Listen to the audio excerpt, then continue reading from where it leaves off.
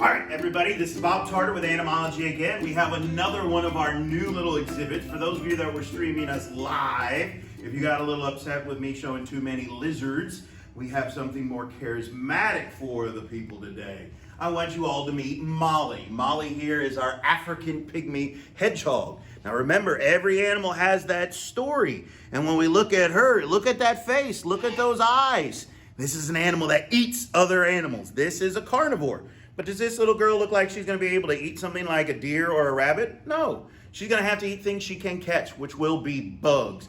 Beetles, snails, slugs, and grubs. The bigger, the juicier, the slimier, the better. Now, this is also an animal that wants to be asleep right now, but awake and active at nighttime. So that would be our nocturnal insectivore. Using your senses, look at that nose. It's always smelling, always looking for food. And what she's going to do is this one here is actually a hybrid species. That's a mixture of all the wild ones. This is due to mankind's control. The hair here on the back does not come out like the quills of a porcupine. These hairs here can be raised up and it makes it hard to touch, but it's not going to come out. Where the belly has the cute little soft hair, the little bitty tail. And what these little animals, hedgehogs are naturally found living all throughout Europe, Asia, down into Africa. There's actually an African species that gets the size of like a basketball.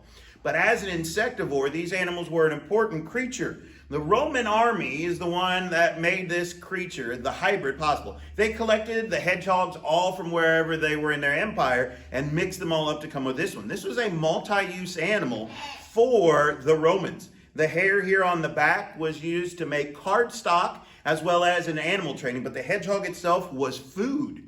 You may not want to be eating bugs, but eating something that eats bugs, you can get lots of energy from that.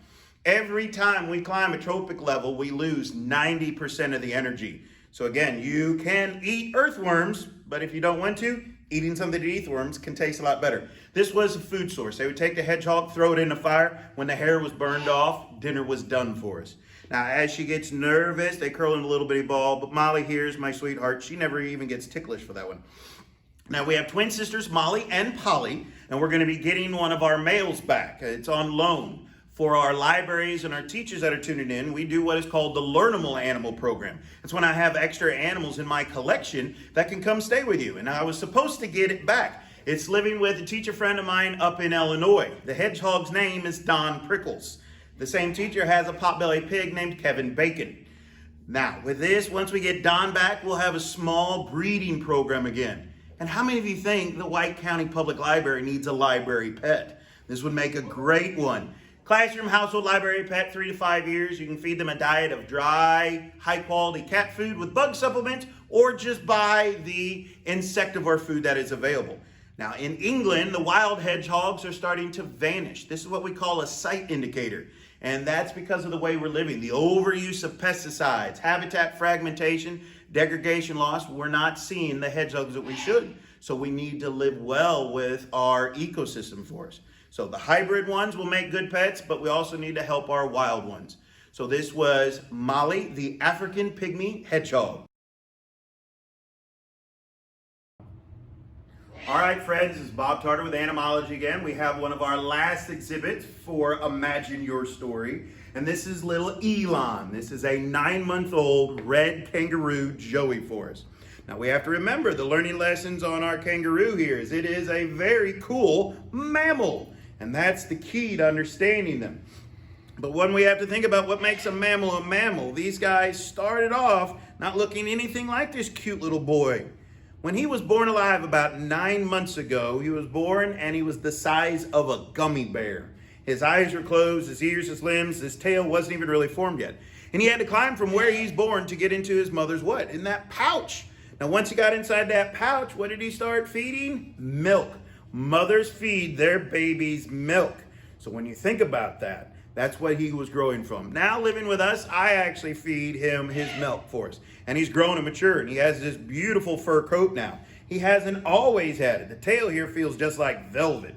But what our kangaroo is it is a macropod. Macro means big, micro means small. This entire part here is his hind foot. That's his ankle. There's one little toe here on the outside. That big toe there is the second digit with 3 and 4 here on the inside. And what is actually cool about these little guys here is those little toes serve as perfect fingers to suck on. Because as a mammal, they feed their babies milk. So that's like a little pacifier for them. Like a little baby sucking their thumb or their fingers for us. Now with our marsupial here, who's born very small, climbed inside mama's pouch. Now if we do not neuter Elon here, he'll stand 6'1", 6'5", 110 to 210 pounds, and would have the ability to beat the ever-loving snot out of me. But what we will most likely do is we will get Elon neutered. It keeps them shorter and calmer. They'll get to be about 65 pounds. Now, the kangaroos live in a large group called a mob, and they actually protect their families with that. This tail is going to be so strong that this can hold his body. What I mean by that, if a predator comes up into the mob, the big males, they're called boomers. They protect their family. The big males will stand up and square off. They're bigger through the upper body than me. Again, a 5.5-pound little baby. Look at these claws already. These guys will box closed or open fists to chase away those predators. If that doesn't scare them, they can lean all the way back on that tail and kick you flat-footed. Now, if they kick a 200-pound man like me in the chest, I'd fly over the table and hit the wall. Or a kangaroo can change the angle of the ankle. And with this second toenail right here, they can do one of two things: disembowelment. And that's where they open up your stomach and your intestines spill out on the floor. They can eviscerate you, slicing the femoral artery, and you bleed out. Even though this is a cute little mammal here, you have to understand they will protect their families. Now, it's an important animal to think of here in Tennessee as something cute. But in Australia, these are actually thought of as a nuisance because they're getting to be overpopulated, like urban deer here. And that's where we have to live better with our environment for us.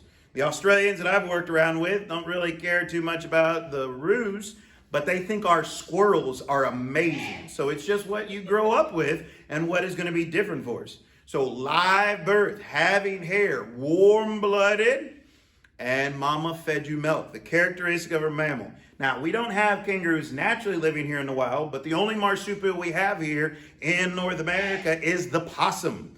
And ladies, when you think about reincarnation, do not look past being a possum. Because when a possum gives birth, they give birth to 30 babies at one time. Labor is so intensive, you sleep during the entire process. And you give birth to about 30 babies. On average, 8 make it inside your pouch. And then the rest die within the first few minutes. You don't know this because you actually don't even know you're a mother until months later when they climb outside of your pouch when they're about 6 months old. So that's the key to understanding these. So we have Elon, our red kangaroo. He is going to be a marsupial. The boys do not have pouches, only the girls do. And in the wild, the big males will protect their families for us. So friends, I want to thank you all. If you have any other questions, remember this is a library program. Get a book. If you can't find the right book with a library, you can reach us online. So I hope everybody has a good summer reading program. Have a good year. We'll see you when I can see you in person. Thank you much.